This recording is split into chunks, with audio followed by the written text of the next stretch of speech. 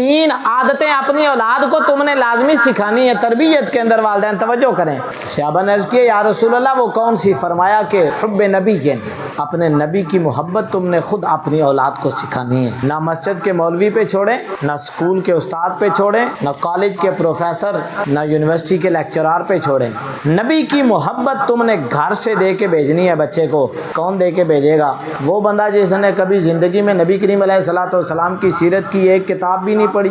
بوڑھے ہو گئے ہیں لوگ، گھروں کے اندر آپ کو فزکس کی کتابیں ملیں گی، کیمسٹری کی ملیں گی، بایو کی ملیں گی، میتھ کی ملیں گی، اردو کی ملیں گی، انگلش کی ملیں گی۔ کتنے لوگ ہیں جو یہ کہہ سکتے ہیں ہمارے گھر کے اندر بھی حضور نبی کریم علیہ الصلوۃ والسلام کی سیرت طیبہ کی کوئی کتاب موجود ہے؟ وہ کبھی بھول کے ہی بچوں کے ہاتھ میں آ جائے۔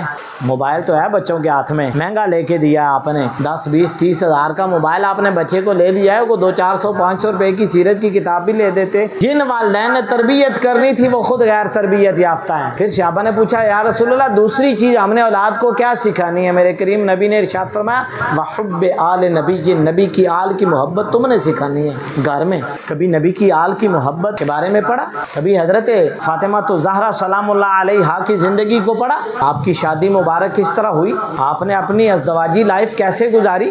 آپ نے خاوند کے ساتھ غریبی میں کیسے وقت گزارا؟ کبھی زندگی کے ان پہلوؤں کو کھول کے دیکھا؟ حضرت امام حسن و حسین رضی اللہ تعالیٰ عنہما ان کی زندگی کیا تھی؟ حضرت امام حسین رضی اللہ تعالیٰ عنہ نے پورے خاندان سمیت جان افریقہ کے سپرد کی، کیوں؟ وجہ کیا تھی؟ یہ چیزیں سکھائیں، یہ نبی کی آل کی محبت کا حصہ ہیں۔ حضرت امام حسن رضی اللہ تعالیٰ عنہ کو کیوں زہر دیا گیا؟ حضرت امام زین العابدین رضی اللہ تعالیٰ عنہ کی زندگی کیسی زندگی ہے؟